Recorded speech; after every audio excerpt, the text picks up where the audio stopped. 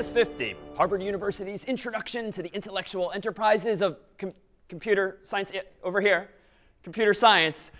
So today we are joined by CS50's own Brian Yu. This is an unusual week, a look at artificial intelligence, or AI. You might recall that some weeks ago, when we first introduced Python, we talked about writing programs that answered you by saying hello if you said hello, or by saying goodbye if you said goodbye. But those programs were all implemented with if conditions and else ifs, and so that really wasn't artificial intelligence. If you wanted to have a whole conversation with a computer program like that, that would be a huge number of ifs and else ifs just to anticipate all of the things the human might say. So we can do better, and indeed humans have been doing better in this field of artificial intelligence. And I'm so pleased to say that Brian's here to lead us along that way. Now, CS50's own Brian Yu. Thanks very much. Welcome, everyone, to CS50. And today, as David alluded to, the topic of discussion is artificial intelligence, which is all about taking our computers and trying to make them intelligent somehow, trying to get them to be able to act in a way that's somewhat rational, somewhat human. And that could take a number of different forms. One example of artificial intelligence, for example, might be game playing. You might be familiar with the game of tic-tac-toe, where you've got this 3x3 grid, and X and O take turns trying to get 3 in a row. And if, for example, X started the game and played in the middle square of this grid, and then it was O's turn and O played in the top, it turns out that at this point in the game, X has a very strategic move. And a human that's very good at the game, or a computer that can maybe try and figure out how to play this game well, might make an intelligent move like playing in the top right corner, for example. And if X plays in the top right corner, well, then O is going to need to play in the bottom left corner in order to block X from getting 3 in a row. And here, maybe you can see one of a couple possible good moves that X has now. But X could play a move like moving in the right square over there. And now O is in a tricky position. X has one way they could potentially win the game horizontally, and another way they could potentially win the game vertically. And so O is going to have to block one of those ways, and maybe they go to block horizontally. But then X is going to win no matter what just by playing in that bottom right corner. And so a human playing this game could reason through the game, thinking about how the opponent might respond and how X would respond in turn. And a computer might try to do the same thing for a game as simple as tic-tac-toe, or a game even more complex. But AI goes beyond just game playing. You might see examples like handwriting recognition, where nowadays computers are pretty good at taking human handwritten text, which can be messy, which is different from person to person, and somehow figuring out with pretty high accuracy exactly what characters the human was actually writing. AI comes up in areas like spam detection. Maybe in your email inbox, you have your inbox, and your spam email usually gets sorted into a separate folder where you might get a whole bunch of emails coming into your email inbox, and somehow your computer is able to figure out, with reasonable accuracy, which emails are good and which emails are spam. Now, of course, the computer is not perfect at this. There are false positives where the computer thinks that an email might be spam when it isn't actually. And there are false negatives, too, where a spam email might accidentally end up in your inbox because the computer doesn't catch it. But those sorts of false positives and false negatives are the types of things that AI researchers are working on trying to reduce to make these systems more and more accurate. You see these kinds of systems show up as well if you've ever been on a video watching website like YouTube or Netflix, for example, where you have watched a whole bunch of videos or TV shows or movies, and then software behind Netflix or behind YouTube is able to give you recommendations, suggest other videos that you might be interested in watching based on the things that you've watched already. And in more recent years, AI has gotten pretty good at doing even more sophisticated things like generating data.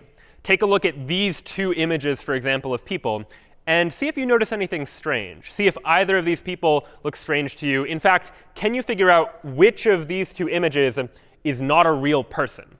That is to say, a computer-generated person that looks like it's human, but is not actually a photo of a real person. So you can look at these 2 images carefully, maybe look at the eyes and the hair and the mouth and the nose, and see if you can figure out which one it is. It turns out neither of these 2 images are images of real people. They're both computer-generated, not photos of real people. But a computer has been trained to generate images of people that look like real people, that could fool someone into thinking that it's a real person. But it's all just AI-generated information. So today, we'll take a look at all of those ideas, how it is that artificial intelligence works. And ultimately, one of the big takeaways is that AI is not just one algorithm or one principle. It's really a collection, a category of approaches to problem solving that can all be used to try and solve some of these problems of trying to make computers intelligent. So let's begin with one of the first areas where we might want to make our AI work, and that's in the area of decision making. That very frequently we want to train a computer to be able to make a decision well. That decision might be deciding if an email is spam or not spam, or deciding whether or not to recommend a video to you, or it could be deciding what action to take in a game, for example. So let's take a simple game. Maybe you've played a game like this before, where you control this paddle along the bottom, and you're trying to bounce this ball in order to hit all of the bricks along the top. Imagine if you were trying to program a computer to be able to play this game strategically, to play this game well, and the computer observed the ball move that way. So the ball is moving that way. What should you program the computer to do? Well, it makes logical sense that if the ball is moving to the left, then you should program the computer to move the paddle to the left as well, to try and catch that ball before it falls through the ground. And so you could take that kind of logic and encode it into a computer program using what we might call a decision tree. Decision trees are just a way of representing a decision that a computer might make by asking questions. And depending on the answers to those questions, we might ask another question or make some sort of decision.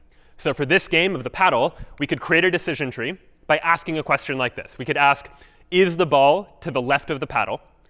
If the answer to that question is yes, well, then the action we should take is we should move the paddle to the left. Because the ball is moving left, the paddle should move left as well. If the answer to the question is no, well, then we need to maybe ask another question. We might ask a question like, is the ball to the right of the paddle? And if the answer to that question is yes, then we'll go ahead and move the paddle to the right.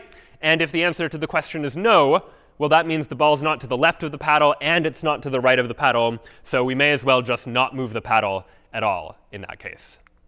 So this, again, is that decision tree that can allow us to make these choices about what it is that our AI should do in this situation. And we could take that decision tree and turn it into a kind of pseudocode, something that might look like something you would write in C or in Python. I might say, while the game is ongoing, if the ball is to the left of the paddle, go ahead and move the paddle to the left. Else, if the ball is to the right of the paddle, move the paddle to the right. And else, if neither of those are true, then don't move the paddle at all. So one of the advantages of this decision tree is that it translates quite nicely to the conditions that you're familiar with from the world of programming. So let's give this a try with something a little more complex. Let's take the game of tic-tac-toe, for example, and imagine you were trying to program an AI to strategically play the game of tic-tac-toe. What questions might you ask in your decision tree? What yes or no questions might you want to ask to create an AI that can play this game well, that can play this game strategically? And maybe I'll take a volunteer if anyone wants to suggest one possible question I might want to ask of my AI as I'm trying to teach this AI how to play this game. Any thoughts for questions that I might ask in this situation? And let's go to, let's see, let's try Basily, if you have an idea. Maybe let's ask, what is the probability of winning given a certain move? Great. And what would winning mean? How could you detect what it would mean to win? Like, what are you going to look for on the board? 3 consecutive X's or circles. Great. You're looking for some opportunity for like 3 consecutive X's or 3 consecutive O's. So one of the questions you might ask is checking to see whether or not you could get 3 in a row, maybe on the next turn. If you already have 2 in a row and there's an empty space, that could be an opportunity for something that we might want to try. Any other questions that we might want to ask as part of our strategic decision making if we're trying to play this game of tic-tac-toe? Any thoughts about other things we could try, other types of things we should be looking for or asking as we're training our artificial intelligence, as we're trying to program it to play this game strategically? Let's go to Santiago. You have an idea? Hello, Brian. If there is any possibility to win the other player? For the other player, yeah. So you might want to check the other player to see if they have some possibility to win. And if they have some possibility to win, you could try to block them. So those are great questions you could ask. And we could start to formulate a decision tree for tic-tac-toe based on those questions. I might start by asking, can I get 3 in a row on this turn? And if the answer is yes, well, then my action is pretty straightforward. I should play in the square that will get me to 3 in a row. If the answer to the question is no, well, then I might ask Santiago's question. I might ask, can my opponent get 3 in a row on their next turn? And if the answer to that is yes, well, then we better play in the square to block them from getting 3 in a row. Otherwise, they're going to win the game if we don't block them now. If the answer to this question is no, though, if I can't get 3 in a row on this turn and my opponent can't get 3 in a row on the next turn, Well, now it's a little bit less clear. You could maybe try and come up with additional questions you might ask, but these two questions are very clear, and the rest are maybe a little bit less obvious. But ultimately, we don't want to be doing any of this as we're starting to make our AI more and more intelligent. As David was alluding to earlier, ultimately, rather than us have to program every condition into the computer, telling it what to do in every situation, we'd like for the computer to be smart enough to just figure out on its own, analyze on its own all of the possibilities, and figure out what move it should make. And ultimately, we want our computer to make the optimal decision, the best possible decision when playing this game. And so to do so, we can introduce our first algorithm in artificial intelligence that we'll look at today.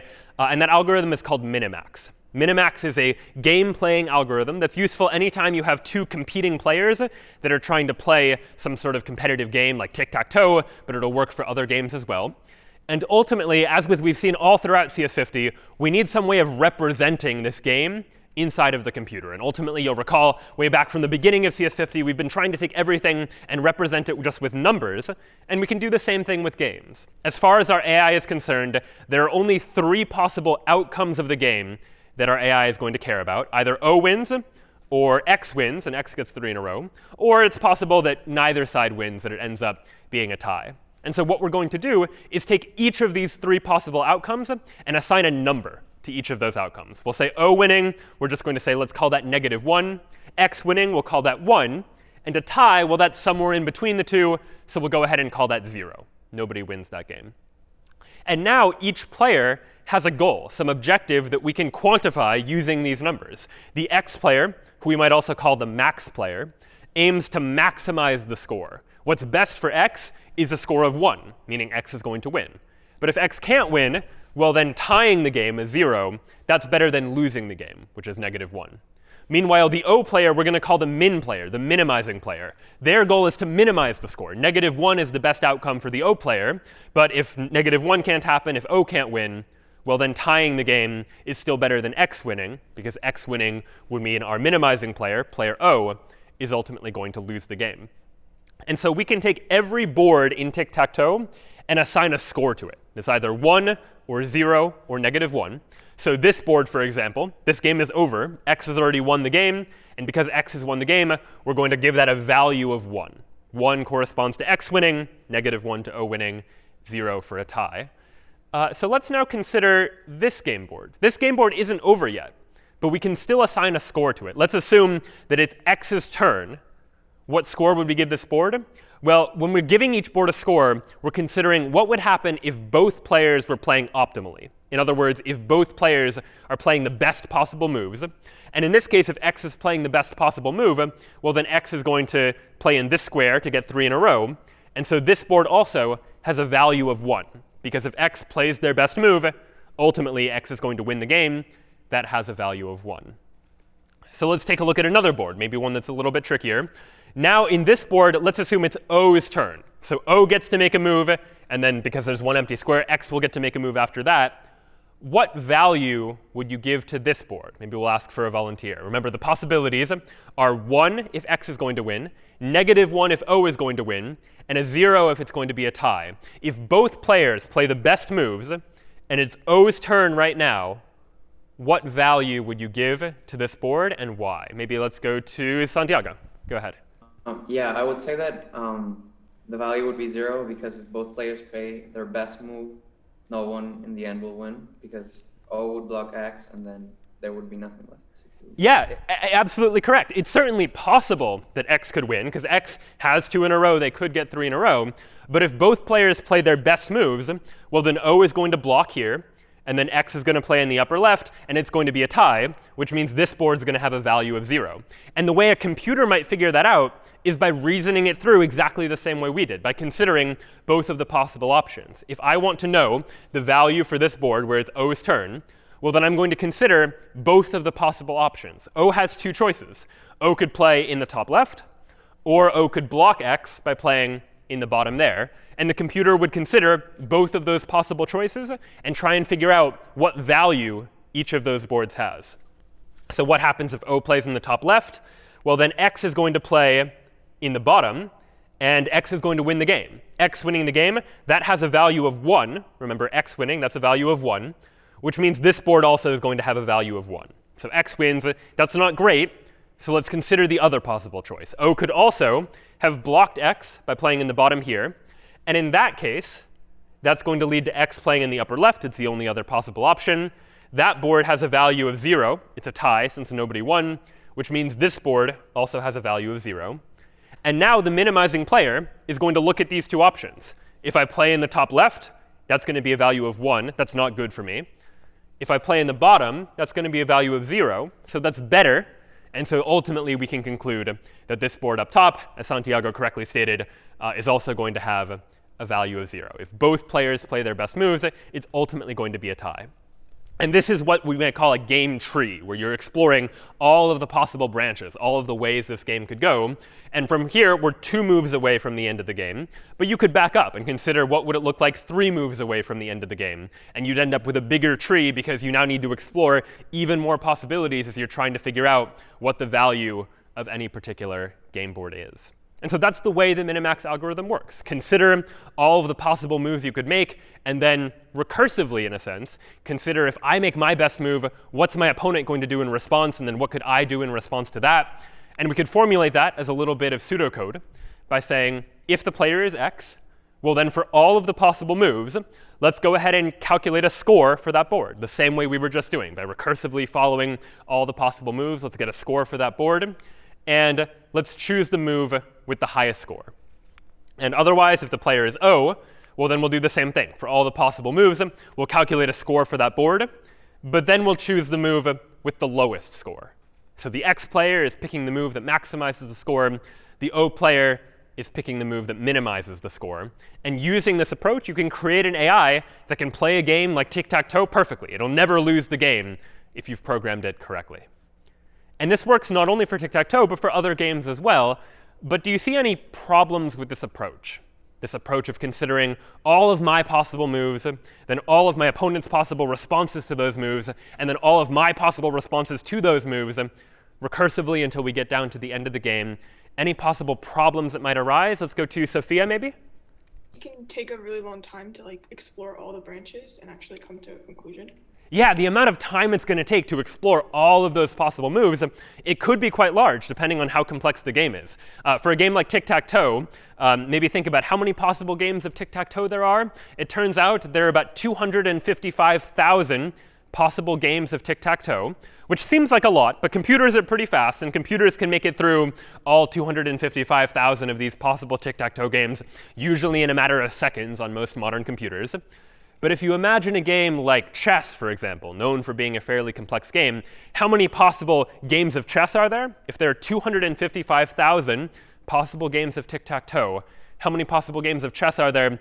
Well, it turns out that only after the first 4 moves, if you only look at the first 4 moves of chess, there are 288 billion possible chess games, which is a lot for any computer to try to deal with. And that's only the first 4 moves. If you consider the entire game of chess, nobody knows the answer exactly, but people estimate that 10 to the 29,000 is probably a lower bound on the number of possible chess games. The actual number is probably higher than that. That is far too many for any computer to be able to reasonably get through in any amount of time. Computers as they exist now are not going to be able to consider all of the possible moves going all the way to the end of the game in order to figure out what the score for any board is, which is why a game like chess is much harder for an AI to play than a game like tic-tac-toe. But it's not impossible. And in fact, the best computer chess players are far better than the best human chess players at this point. So what could we do? What maybe improvement could we make, or what change could we make to the algorithm so that our AI can still play a game like chess even though there are so many additional possible moves?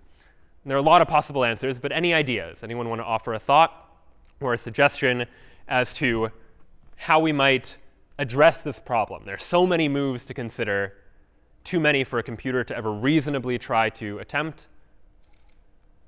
Any thoughts on something we could try? Let's go to Kurt. Yeah, you have an idea? Yeah, just if there was some way along the way to maybe assign some point values where you could, below some threshold, maybe you could discard those paths. Yeah, we want some way to be able to more intelligently not explore all of the paths, but somehow like discard some of the paths or not consider some of them or stop ourselves somewhere so that rather than consider all of the 10 to the 29,000 possible games of chess, we just consider fewer of them, exploring fewer possible games, exploring fewer possible levels. And so there are many variants on the Minimax algorithm, one of the most common being what's called depth-limited Minimax, where in depth-limited Minimax, we consider what's called an evaluation function. Rather than follow the game until the very end, we follow the game some number of moves. In chess, maybe you're going 15, 16 moves, but not all the way to the end of the game. And then you're just asking a question like, all right, at this point in the game, who seems likely to win? Even if we're not going to calculate it all the way, you can maybe make some judgment by counting up how many pieces of what value each side happens to have. And you might come up with other strategies for different games. But this now is where we need to start being even more intelligent, is thinking about how can we come up with a good evaluation function that's able to take a complex game and estimate who's potentially likely to win. So that then is Minimax, an example of an algorithm that can be used to play games. And I'll pause here for any questions about Minimax or game playing artificial intelligence before we move on to an entirely different type of artificial intelligence. Yeah, Sophia, go ahead. Yeah, I would just have a question of like this algorithm is kind of following like how we would think about the game, but are there any other algorithms that like don't necessarily look like at step-by-step evaluations? Yeah, there are definitely other algorithms and other approaches. In fact, right now what we've given an example of is really just an example of an exhaustive search, searching for all of the possible different moves and then making a judgment based on that. We'll see some examples of more intelligent algorithms or algorithms that can learn later today, in fact, and we'll take a look at some of those other possibilities and how we might apply them. And so this then is really an example of what we might call a search algorithm. A search algorithm is just a type of algorithm where we're looking for some solution or some answer. It could be looking for the best move to make in a game. Or you might imagine a search problem more abstractly as something like finding your way through a maze. You're trying to get from one point in a maze to another point in a maze, and you have to make decisions about which way to turn and how to go. And the real-world application of this might be something like driving directions. If you go into Google Maps, for example, and you type where you are and where you're trying to get to, Google Maps pretty quickly can give you a fairly optimal route, some path to take, which way to turn and when to make which decision, that will get you from one point to another. This is an example of a search problem. Google Maps needs to somehow search through all of the possible routes you can take to figure out how to get you to the place that you're going. And so we could come up with an algorithm for trying to do that. Imagine we have a maze like this. We're trying to get from point A to point B. But of course, we have some walls here. These grayed out squares are walls that we can't cross through. But we'd still like to try and find some path that will get us from point A to point B. There are a number of algorithms that you might try. And you could think about if you were solving this maze as a person, how would you do this? How would you decide what decision to make, whether to go left or whether to go right? But as far as the computer is concerned, we need to give it a very precise algorithm. And one of the simplest algorithms we might come up with is one called depth-first search. And the way that depth-first search would navigate its way through a maze is to say the AI is going to just follow a path. And if ever the AI needs to make a choice, it reaches a fork in the road, so to speak, where it could go left or it could go right, it's just going to choose one randomly. It doesn't know which way is better, so it's going to pick one path and it's going to try it. And if ever it hits a dead end, it reaches some wall where it can't make any more progress, then our AI is just going to back up and it's going to try another path instead. So I can show you what that looks like. We're starting at point A. We're trying to get to point B. And the way our AI might work is that we might start by just following one square after another. Initially, we don't have much choice in the matter. We haven't reached any branching points or any forks in the road. But at this point right here, now we have a decision. We could go left or we could go right. And as far as depth-first search, otherwise known as DFS, is concerned, DFS doesn't know which way to go. It doesn't know whether to go left. It doesn't know whether to go right. So we pick one randomly. We might choose to go left, for example. So we're going to go left, and we're going to keep following the path until we get to another fork in the road. We could go left or right.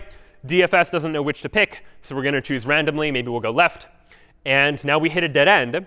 At that point, our algorithm knows this was not a good path to take, so it's going to back up to the latest decision point and make a different choice. So it's going to back up to right here and say, all right, I tried going left. It didn't work. Let's try going right instead. So it's going to go right. It'll hit a dead end, realize that, OK, this was not a good path to take. It just led to dead ends. It didn't go anywhere. So instead of going left, let's try going right. So we'll try this path. Maybe we'll try going up, but hit a dead end, so we'll try going to the right. Here again, we hit a decision. We're going to make some choice. And again, we're just going to repeatedly hit dead ends and try new paths until eventually we make our way to the destination. And so that is depth first search. And as long as there are like a finite number of squares, this algorithm is eventually going to find a path to the destination if such a path exists. Like if there is a way to get from point A to point B, then this algorithm will eventually find it because it tries something. And if we reach a dead end, then we try it again. And we keep doing that until eventually we find our way to the destination. But this algorithm isn't great. There are certainly some problems and maybe room for improvement. So maybe I'll ask all of you, what problems do you see with this approach? Maybe reasons why this algorithm might not be ideal, areas where we might be able to improve upon this algorithm as it stands right now. This again is depth first search. Let's go to Joy. I think it is very time consuming. Yeah, it's very time consuming, and it's time consuming in a number of ways. In one sense, we're exploring a lot of paths that really don't lead anywhere, in the sense that we explored all of this area, but ultimately that didn't help us towards trying to find the goal. And it's also time consuming in the route that it ultimately finds. Like if you imagine using Google Maps, for example, to navigate our way from one place to another, it's likely going to be the case that you want to find an efficient route. You want like the fastest way to get from where you are to where you want to go. And if Google Maps were to give you a long and winding route with lots of detours that got you to the destination, but took much longer than it needed to, that's probably not the best user experience for you. And depth first search, unfortunately, could run into just that situation. Imagine a maze like this, where from point A, we could go up or we could go to the right. We don't know which to take, so depth first search will just randomly choose. We might choose to go up, and maybe we'll go right, and we'll find our way to the destination. Sure, depth first search was able to find us a path from A to B, but remember that often what we want to do is we want to make the optimal decision. This is a correct path for getting from A to B, but it's not the best path. If we're looking for the shortest path from A to B, well, that's going to be this one. It's going to be this path here that goes from A to B there. So we'd like some way to fix that. We'd like an algorithm that is able to find us the shortest path, not just finding us any path. And so for that, we can use an algorithm called breadth first search, otherwise known as BFS. And the way this algorithm works is that instead of whenever we reach a fork in the road, pick one until we hit a dead end and then pick the other, what breadth first search is going to do is whenever we hit a fork in the road, let's take both paths. Let's take one step on the left and then one step on the right, and then another step on the left and another step on the right, and effectively just search outwards from the starting point. We're going to start from the beginning and look for all of the places we can get to by taking one step away from A, and then everywhere we can get to taking 2 steps away from A, and then 3 steps away from A, so on and so forth. So we're always looking at the things that are nearby before we look at the things that are further away. So the way this might work is that from A, we're going to take 1 step up, and then we're going to search 1 square to the right. And then we'll look a 2nd square on this direction, and then a 2nd square along the path to the right, and then a 3rd square and a 3rd square. And we're going to repeat that process, effectively alternating between all of the different options that we have until eventually we find this optimal path from A to B. And because we're looking for the shorter paths before we look for those longer paths, eventually we're going to find that shortest possible path. Now, there are still problems with this too. As Joy pointed out, these algorithms have a tendency to explore a lot of paths unnecessarily. Let's go back to that original maze, for example, and consider what would breadth first search do if I presented it with this maze? Well, consider what might happen. We might go until we reach the first decision point right here. We could go left or right. And remember, depth first search picked one and just followed it until a dead end. What breadth first search is going to do is it's going to pick both. It's going to go to the left and to the right, and then to the left and to the right, and basically alternate between all of those until we reach another decision point. And then it's going to consider all of those possibilities. Let's go left or left here and right and consider these possibilities too. And it's going to keep exploring. Anytime we reach any decision point, it's going to explore this way and that way, this way and that way, over and over again. And ultimately, if we repeat this process and consider what breadth first search is looking for, sure, it's going to find me the shortest, and in this case, the only possible path to get from A to B. But it took such a long time to be able to do so. It looked at so many different squares. In fact, it looked at all of the squares in order to do something as simple as find the shortest path to get from one point to another. And so here, we can try to start to be a little bit more intelligent. What we'd ideally like to do is that when we reach this first decision point, go left or go right, most humans, if you gave them this maze and told you to try to solve it, at this decision point, you wouldn't just pick randomly. You would choose to go to the right, because you know the goal is somewhere to the right. And so it's probably the case that we should follow that direction if we're trying to find our way to the end of the maze. And so these algorithms we've looked at so far, depth first search and breadth first search, are examples of what we might call uninformed search. They're not using any specialized knowledge about the problem. They don't really know anything about the maze. They're just basically blindly guessing and hoping that eventually we make our way to the solution.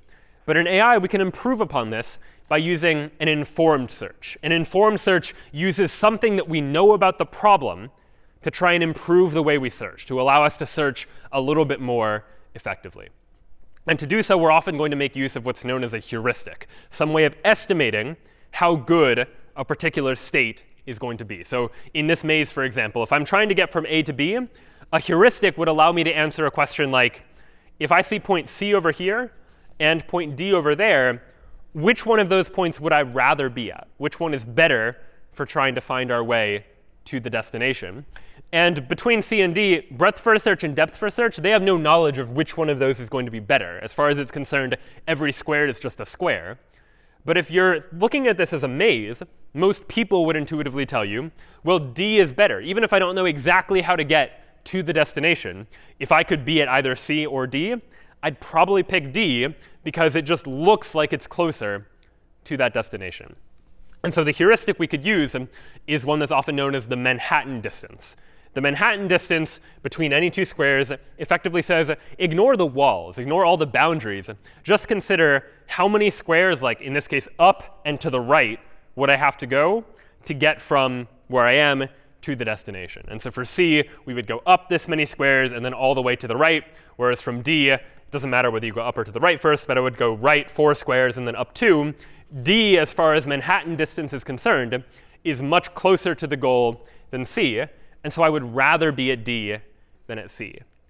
And as soon as we have that notion of between any two choices, which one of those would I rather be at, that gives us a way to improve upon the random guessing that the other algorithms do. Remember the depth first search, when it reached a fork in the road and it could go left or right, it didn't know which to pick, so it just randomly picked one. Now that we have a heuristic like this, we can make an informed choice. We can say, I don't know whether left or right is the correct solution, but right is probably going to be better than left because of this heuristic. And so I can make those sorts of judgments. And so for that, we'll take a look at another algorithm known as greedy best first search. So in greedy best first search, what we're going to do is consider for each of the squares what its heuristic value is, according to the Manhattan distance in this case. So this square, for example, is 1 away from the goal, so we've labeled it with the number 1. This square, meanwhile, is 2 away from our goal, so we're labeling it with the number 2. This is 3 away. This is 4 away. You'll notice, though, that we're ignoring any of the walls, any of the boundaries, because those are going to be difficult to compute. We want something efficient. This square here, even though in order to get to the goal, we'd have to follow this winding path to go around all the boundaries, we're still giving it a score of 2. We want something efficient. Right now, it just looks like it's 2 away. So it's not a perfect heuristic. The heuristic is just an estimate. But we're using it as an approximation that's going to help us as we go about this search process. And so what we'll do is we'll start the same way, starting from point A, looking at all of the squares we can get to, until we reach our first decision point. So here we could choose to go left, or we could choose to go right. And in this case, going left, according to the heuristic, this square is 13 away from the goal. And this one over here is 11 away from the goal. So between those two, being 11 away from the goal, that sounds a whole lot better. So greedy best first search is going to make the choice to go to the right. So we'll go 11. We'll keep following until we reach the next decision point. Here from the 8, we have 2 choices, up or to the right. As far as the heuristic is concerned, both of these are equivalent, right? Going up, we're 7 squares away. Going to the right, we're 6 plus 1. That's a total of 7 squares away. So here, even greedy best first search sometimes needs to pick randomly. If both squares have the same heuristic value, we just have to make a choice. And maybe we make a bad choice and hit a dead end, but then we can just try the other one. So 7, 6, we're going to keep following. Here we have another decision point. We can go down, or we can go to the right. but the one to the right has a smaller heuristic value. It's a 6 instead of an 8. So we're always going to try and pick the one that looks like it's going to be closer. So we'll pick the 6. We'll go to the 5. And here we reach one more decision point. We can go up, which has a heuristic of 4. And we can go down, which has a heuristic of 6. So even here, because the 4 is the smaller value, we're going to go up, even though you, the human, can see we're ultimately going to run into a dead end. The computer doesn't know that yet. The computer just has to judge, based on the heuristic, what it thinks is the best thing to do. But eventually, it's going to run into that wall, realize that it can't make any progress, and then go back down here. And we'll follow that path until ultimately we arrive at the solution. And so here, we arrived at the same solution that breadth first search did, but we didn't need to consider all of the squares. We could ignore all of these off to the left. We could ignore all of these down below just by being a little bit smarter about what choice we make. Instead of just choosing randomly, we make an informed choice based on that heuristic. I'll pause here for any questions then about the algorithms we've looked at so far. Depth first search, breadth first search, and now an informed algorithm, greedy best first search. Any questions about these algorithms? Yeah, let's go to, let's see, Sophia? In the I guess decision to go randomly, is it possible to like go further and see if they're lesser values? Like go one more step? You certainly could maybe try and look ahead a couple of steps and look at what might be following it. And that might offer numbers that would improve upon the situation. But even this algorithm is not perfect. In fact, when you're just looking at these heuristic values and following the heuristic values, sometimes the heuristic values will lead you in a good direction. Like sometimes, in this case, we made a couple of wrong turns, but ultimately we kind of found our way. But that's not always going to be the case. There are some cases where, because the heuristic is really just an estimate, the heuristic can sometimes be wrong. Take a maze like this, for example. If you were to follow greedy best first search, you would go 16, 15, 14, 13, 12. At this point, you could decide either the 11 or the 13. And greedy best first search would look ahead and say, this path looks pretty good. And none of these values are any bigger than this 12. And so it would find this path that takes you from A to B. But even that path isn't actually the optimal path to take. The optimal path to take, the shortest path between A and B, is actually this one here, which looks a little counterintuitive. And the reason we didn't catch it is because it involves going to the left first and then winding around. And normally, according to this heuristic, we usually don't want to be going to the left because we know that our goal, point B, where we're trying to get to, it's off to the right. So even if you're looking at these heuristic values and looking ahead, this algorithm might not be perfect. And so we might try to improve upon this algorithm even more. And so for one final search algorithm that I'll show you, the most complex one that we've seen yet, is an algorithm known as A-star search. A-star search tries to build upon the ideas of greedy best first search, which is to say we're going to use a heuristic to try and intelligently make choices. But we're going to try and solve the problem we just saw, which is the greedy best first search isn't always optimal. When it just takes into account the heuristic, it's not always going to make the best choice because we might end up choosing a path that's ultimately longer. What A-star search is going to try to realize is that if we've made it all the way down here, and now we're at a spot where we could be 11 squares away from the goal, that's OK. But honestly, being 13 squares away from the goal much sooner is probably better. So we can't just take into account the heuristic value. We should also take into account how far have we gone already. If I've already traveled many squares and I find myself pretty close to the goal, I would rather have traveled fewer squares and find myself close to the goal. And so A-star search is going to try to combine these two pieces of information. Combine the heuristic information that we have seen here, and also combine how many steps have I taken so far, because that factors into the ultimate optimal solution too. And so here's how A-star search is going to work. It's going to be the exact same idea as before, just looking at the heuristic value. But instead of only considering the heuristic value, we're going to consider taking the heuristic value and adding to it how many steps we've already taken. So we take our first step, and now we've taken one step, and we're 16 squares away from the goal, according to the heuristic, for a total of 17. And then we take our second step, and we're 15 squares away from the goal.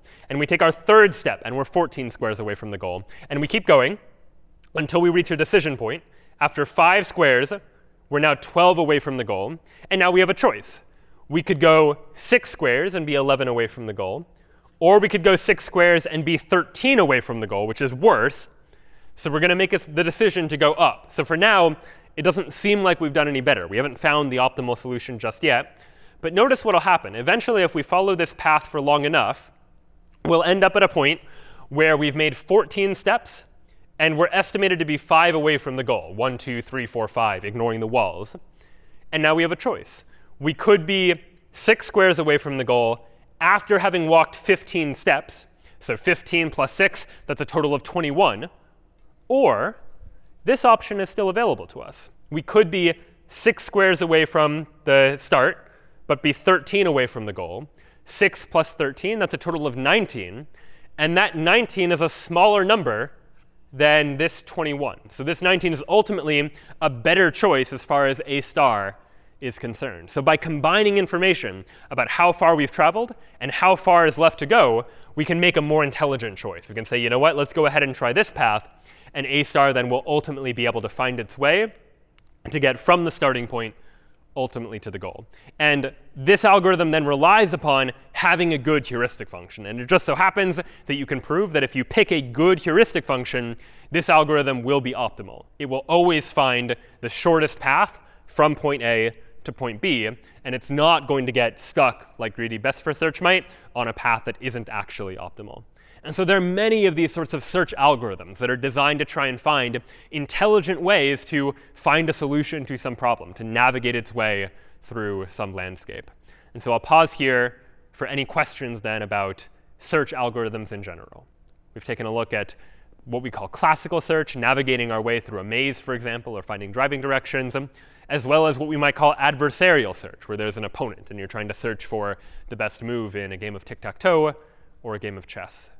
Brian, one question from the chat. Does the assignment of these heuristic values also take a lot of time for the computer, or is that automatic? Ideally, you want to find a heuristic that's going to be efficient to calculate. So if the time it takes to calculate the heuristic takes a long time, then yeah, it could be the case that this would be even worse. But ideally, you want to look for a heuristic that's going to be very quick to calculate. And this is why sometimes when we're looking at heuristics, we're going to ignore some of the details that make this more complex. Like when we're calculating these heuristics, we're ignoring the walls, because having to deal with the walls is going to make it take longer and longer amounts of time to be able to figure out these values. And so by ignoring the walls, we can pretty quickly calculate, just like x, y coordinate-wise, how many coordinate squares are we away from that destination. Also, I've been labeling all of the squares in this grid with their heuristic value just so you can see what those heuristic values are. In practice, if our search algorithm never touches a square, like it never touches any of these squares, it's not going to bother computing heuristic values for them because it's not relevant to the search process. So it'll never actually calculate the heuristic values for all of these squares, which will save time too. I have just shown them to you visually so that you can see all of the squares and what numbers would be assigned to them. But yeah, really great question. All right, and Kurt, was there another question? Yeah, I was just wondering if, the example that you showed, we're using like a map to actually search through a map, so it kind of like maps directly onto the sort of the concept. But like, could this also be used for like textual search or other kinds of searches through like different kinds of problem spaces, or no? Yeah, this can be used for a lot of different problem spaces. For text, there are usually different approaches in the world of like natural language processing. But you can use these kinds of search algorithms anytime you have some computer, which we'll usually call like an agent, something that's making decisions, that has to make certain decisions at certain points, even if those decisions aren't like geographic decisions about which way to walk, for example. As long as it's making some decision that moves it into like a different position, you can often apply these types of algorithms in order to solve problems. And so these algorithms are not just good for maze solving. They can be used in other domains too. So ultimately, what I want to move on to now is less about just coming up with these algorithms that let the AI figure out exactly what to do right away, but looking at a type of artificial intelligence that you've probably heard of called machine learning. And machine learning is all about trying to take our AI and trying to get it to learn somehow from data or learn from experience, in much the same way that humans might learn, that we learn from looking at our environment, we learn from our surroundings, we learn from our experiences, and we get something out of those experiences. And so one type of machine learning is known as reinforcement learning, where you learn from positive or negative rewards. The computer does something well, and it gets a reward. The computer does something poorly, it gets some sort of punishment, and the computer tries to learn from that. Let's imagine, for example, a very simple game that we might want our computer to play.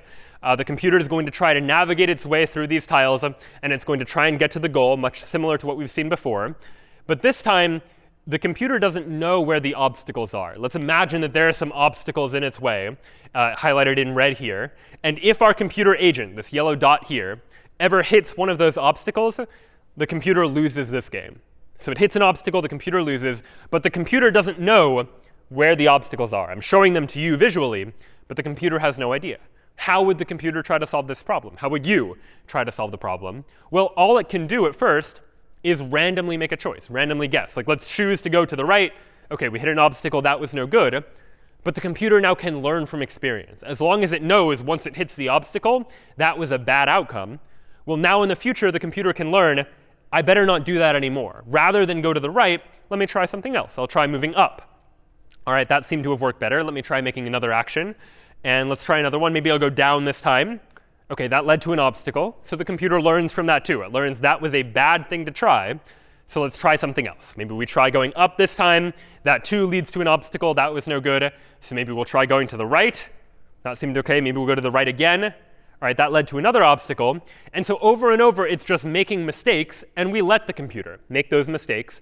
But every time it makes a mistake, the computer is learning something from that. It's learning what to do or what not to do the next time it goes through this same process. And so in the future, it can navigate its way around. And eventually, with enough trial and error, it can find its way to the goal. And once it's found its way to the goal, it'll remember that too. It'll know, I now know exactly what sequence of actions will take me from the starting point to the goal. And so in the future, I can just keep doing that again and again and again. So that then is an example of reinforcement learning. But even with this example here, do you see any potential problems with this approach, limitations or downsides to what we've just done here? Reasons why this AI might not be perfect? Any thoughts? Let's go to Lexleen. It might not be taking the most efficient path. Yeah, absolutely. Because it's randomly trying, eventually it'll find its way to the goal, but it might not necessarily find the best path. Because here, there was a faster path. There was a faster way to get to the goal. And that was to say, once you get here, go up instead. And that will lead to a more efficient path. But because our AI is learning, like whenever it reaches the goal, it learns to do that. When it doesn't reach the goal, it learns not to do that. Our AI doesn't have that ability to find that better path in the future. And so we could improve upon this. And this is what we call a trade-off between exploring and exploiting in artificial intelligence. We want our AI to do both of these things. We want AI to exploit the knowledge it already has. It knows what to do. It knows what not to do. We want it to use that information. But we also want it to explore a little bit. We want it to sometimes try some new action that it hasn't tried before, because maybe that'll be even better than the things I've already tried in the past. So far, our AI in the example just now was only ever exploiting the knowledge it already has, but it was never exploring something new. And so often when we're training AI, we want it to find some sort of nice balance between the two. We want it to make good choices, but occasionally take a risk, try something else, see if maybe we can find a better solution. And so one strategy for doing this is known as the epsilon greedy approach to trying to solve these problems, where we assign a value, epsilon, which is equal to some proportion, some probability that our computer is just going to make a random choice. And so we might say, if we generate a random number and it's less than epsilon, which in this case happens like 10% of the time, then let's go ahead and make a random move. Rather than make an intelligent, smart move, just pick a move randomly. And the rest of the time, 90% of the time, make the move that we know to be the best, the one with the highest value we know of so far.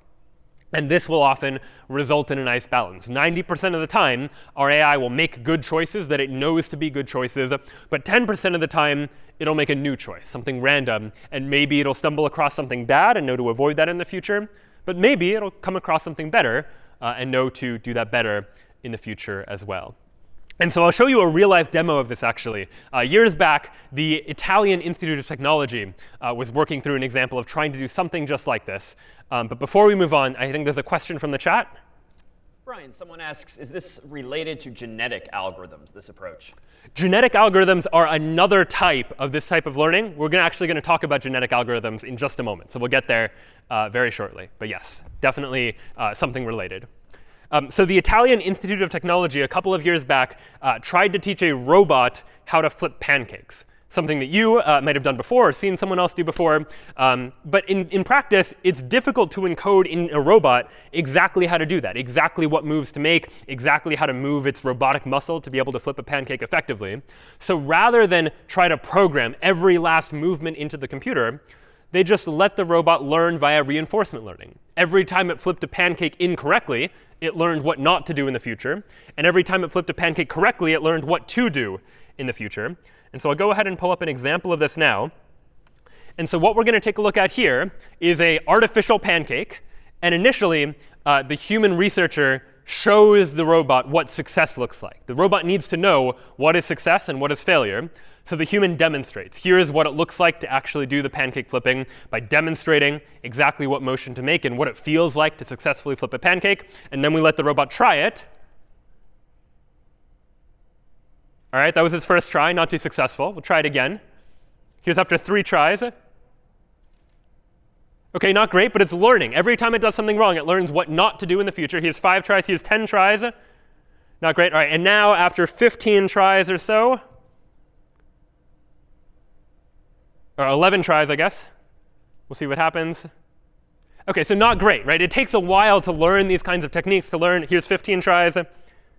All right, but finally, after enough tries, once you do enough practice with this, here's after 50 tries, we now actually have a robot that has learned to successfully perform this task, not because human programmers told it exactly how to do so, but because it learned from that failure and learned from experience. And once it knows how, it knows exactly what to do in the future. It can continually replicate that behavior over and over again once it's trained to be able to perform that task.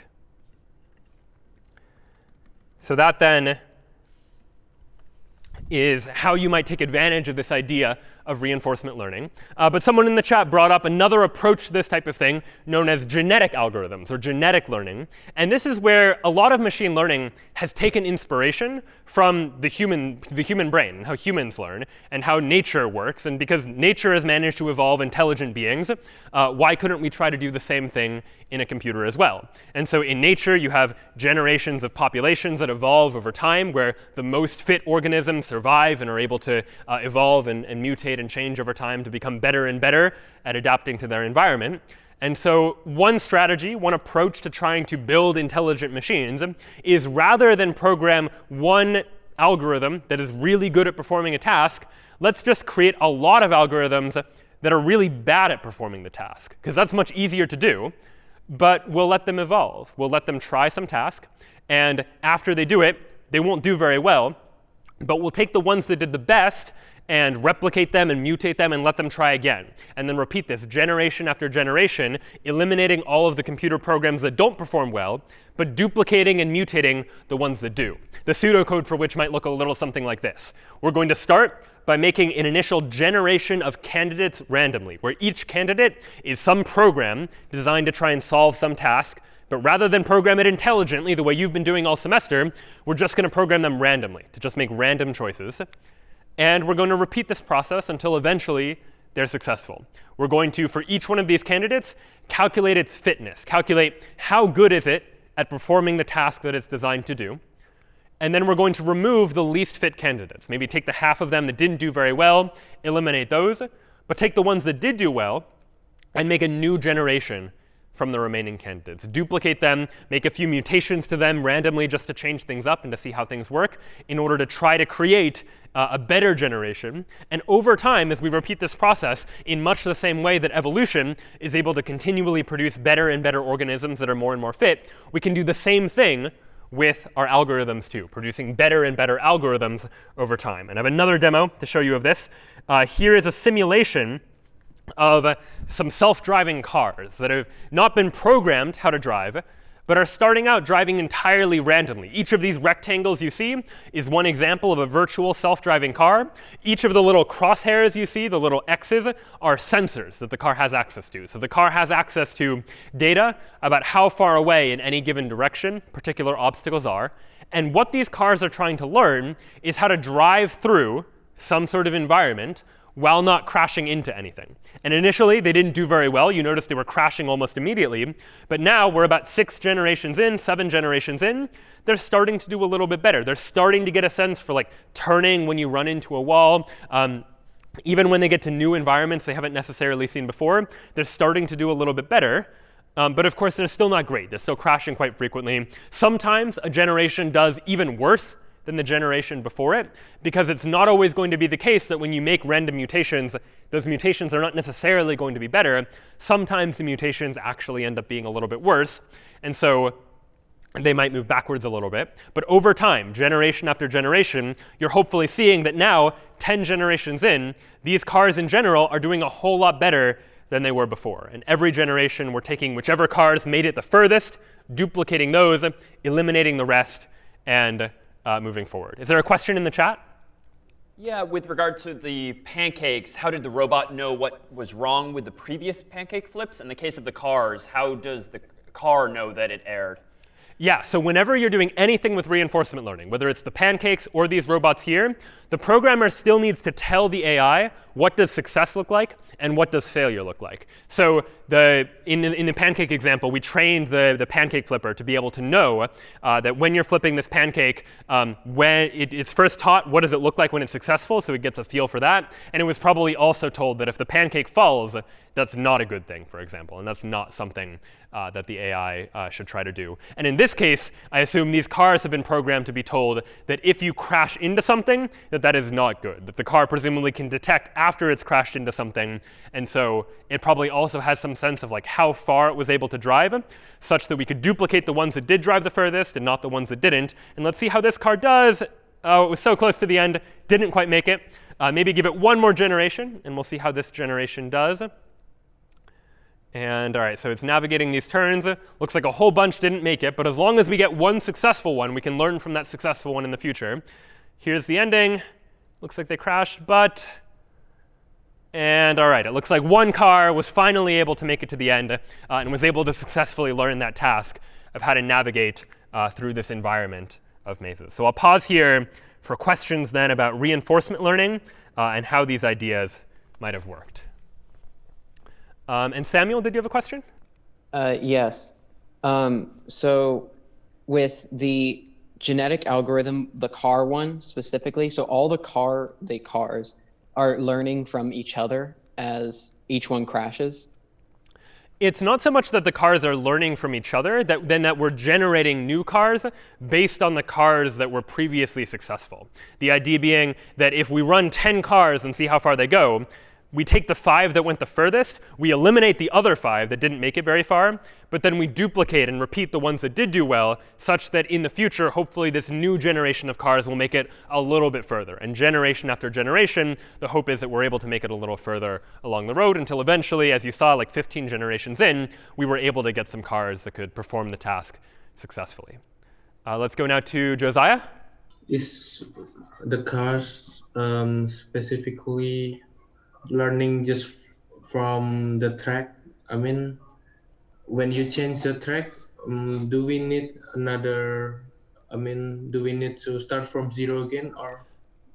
Yeah, so if the track were different, would it have to learn again? Hopefully not. Hopefully what the cars were learning was, in this case, was learning based on sensor data, like how far away a wall is in any direction, which way to turn. And the goal is for this type of approach to generalize. And I mean, hopefully actual self-driving cars in the real world are not trained this way. But you would hope that as they're trained on sample environments, that when you put them in a different environment, they would be able to generalize their knowledge to be able to apply similar techniques. That if in a real world setting, you take a car and put it on a road that it's never seen before, hopefully it's seen enough examples of things that are like it, sensor data that it recognizes, that it's able to make an intelligent decision based on that. So yeah, the hope is, and the goal in many cases with AI, is to be able to generalize this knowledge beyond just a specific example. Any other questions? Let's go to Yagansh. Yeah, so can these algorithms ever reach like a bottleneck? Just like in real life evolution, there are branches and some branches just reach a bottleneck. So is that possible here as well? Yeah, it's definitely possible that there might be, that the algorithms might end up converging to something that seems pretty good, and it doesn't seem like any mutations are doing any better, but it turns out a totally different algorithm might actually do better than that. That's what we will often call a local maximum in the context of artificial intelligence, where there is some better approach, there is some better algorithm, but we can't necessarily find it. There are other strategies for trying to deal with that problem, but it is definitely a challenge we're thinking about. And one more question, let's go to Sophia. I have a question about how the fitness is calculated. Like in both of these cases, is it like the certain motors that are running, or here like the distance? Yeah, in the case of the pancake, it was probably like a binary of just like, did the pancake end up landing in the pan or not, was our way of calculating the fitness of that particular example. In the case of the cars, we would probably calculate fitness based on distance traveled. Whichever cars ended up traveling the furthest, that would be our definition of fitness. And that's really the part the programmer needs to be involved in. The programmer needs to decide, what does it mean to be most fit? What does a bad example look like? And using that, once the computer knows what success looks like and what failure looks like, then it's able to learn from that to be able to do better in the future. All right, so that was genetic algorithms, which is one example of computers that are able to learn from the way that humans learn, learning from the way that nature works, for example. But computer scientists didn't really stop there. There are other examples that we can do to add to this as well. And so one other example of using this idea of reinforcement learning and using genetic algorithms might be in video recommendations, for example, where you could have some watch history. And the way that an algorithm like YouTube or Netflix might suggest videos for you to watch is via this reinforcement process, that it will just try suggesting videos to you and learn from experience. If it suggests a video to you that you like, that you click on, that you watch all the way through, well, then the algorithm learns in the future, let's recommend more of those sorts of things. That's like the car traveling very far, so we learn to do more of that in the future. If they recommend a video to you and you don't click on it, you don't ever watch it, well, then it's probably not going to recommend that to you in the future, and it's probably going to learn from that experience as well. And so this is one example of computer science learning from nature, learning from the way that humans are. Another place that's happened too is by looking at the human brain. That the human brain consists of neurons, and those neurons are connected to one another, and they pass information from one to another. Electrical signals flow through one neuron to another neuron, and that's how brains are able to make these very sophisticated kinds of computations. And this is what we might call a neural network, a collection of these neurons. And one place that AI has been looking into, especially recently gaining in popularity, has been trying to develop artificial neural networks. Instead of using a biological neuron, we just use what we might call an artificial neuron, or a unit. And you can think of this unit as just storing some value, like some electrical signal, for example, like you might find in the human brain, now just in a digital format. And these artificial neurons, these units, can be connected to each other in sort of an input that translates into an output sort of format, where this arrow represents some sort of calculation, some calculation that is taking this value on the left and transforming it into that value on the right. And neural networks are usually not just one input unit and one output unit, but they can be more complex. You might have a neural network with two different inputs, each of which connects to an output, or even more sophisticated neural networks like this one, where you have multiple layers of these units that are all connected to each other, each of these arrows performing some sort of calculation. And if you've ever heard the term deep learning, this is often what that's referring to, this idea of deep neural networks with many layers, each of which is performing calculations. And ultimately, using some linear algebra, these neural networks are able to figure out exactly how to tune these calculations to translate input into some output. If you give a neural network enough data, it can learn from that data. It can learn exactly how to set these various different arrows to be able to calculate some task, to be able to translate some input into some output.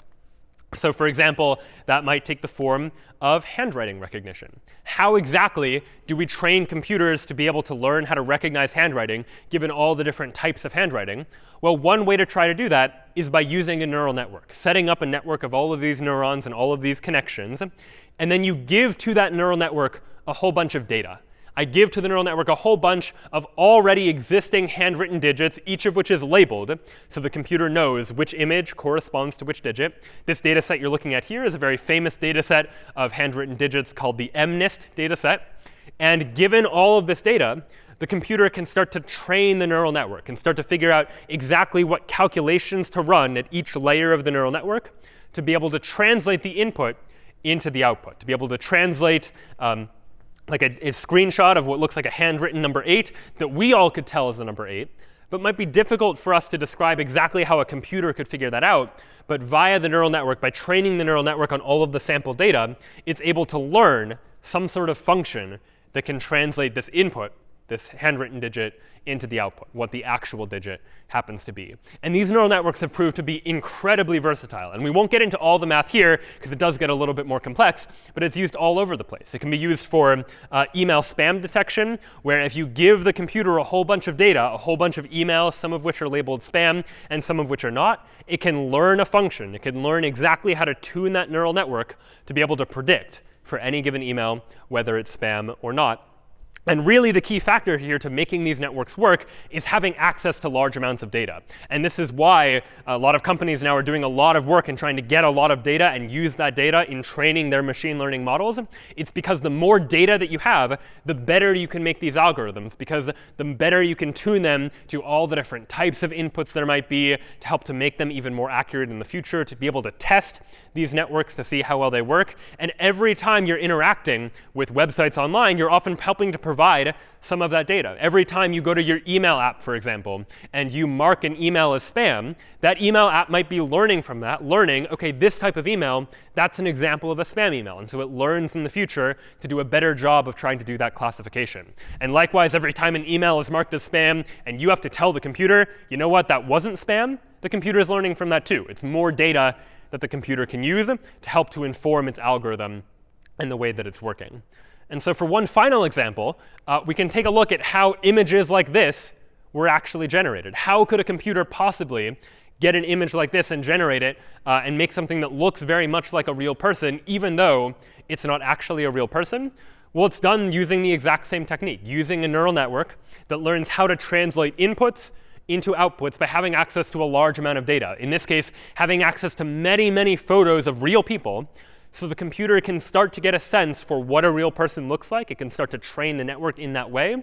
And then rather than build the entire person all at once, build it up step by step. A computer generating a photo like this is a pretty complicated task. It's pretty difficult to do. But you know what's easier is generating that. That is 16 pixels. It doesn't look like a person at all. But this, a computer could do pretty readily. Just generate what seems to be a whole bunch of kind of random-looking pixels. But then you would train the computer to add a little bit of detail to this image, to be able to learn, if this were a real image, how would I add a little more detail to it to make it look a little bit more like what a person would look like. And it does so, again, by having access to large amounts of data, many, many photos of people, so that it can begin to learn from that experience. So the computer learns how to take this image and turn it into this, for example.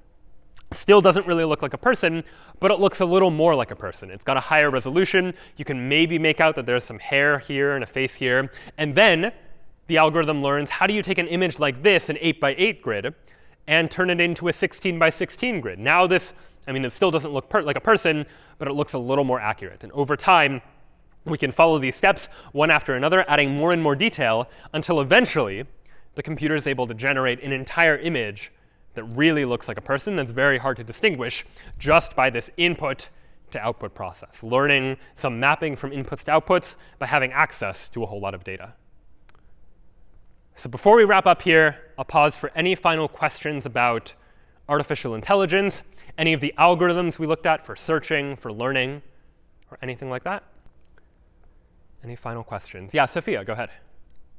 I had a question about, like, with the fitness, how is all the, I guess, like, data, you mentioned they get regenerated, like the successful ones, but I was wondering, like, how is that, all that data stored of, like, what the success was exactly? Because if fitness is just like a score, it's hard to know, like, exactly what decisions it made such that it was successful. Yeah, and that's actually one of the trickier things about machine learning, that we can train these machine learning models to be very, very good, but it's not always immediately apparent to us, like, what it was doing in order to be successful. And this is an active area of research within machine learning, including some faculty at Harvard that work on this too, which is the interpretability of machine learning results. Like, the algorithm becomes very, very good at recommending a video to you or generating an image of a person, but it's hard for a person to look at that machine learning model and understand how it arrived at that conclusion.